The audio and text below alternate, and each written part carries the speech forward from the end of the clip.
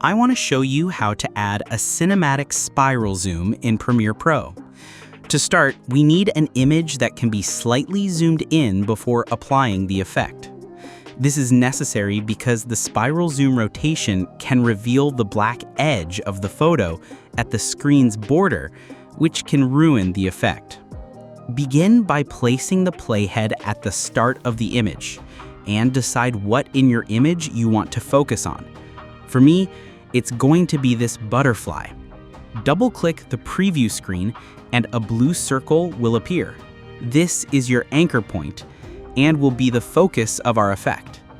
Click and drag the anchor point blue circle to the subject you want the focus to be on. Now go over and click the stopwatch icon for both scale and rotation, and then move the playhead to about the 10-second mark in your photo.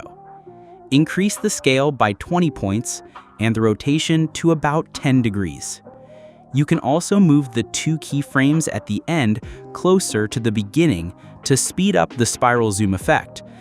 Everything is ready. Let's see the result.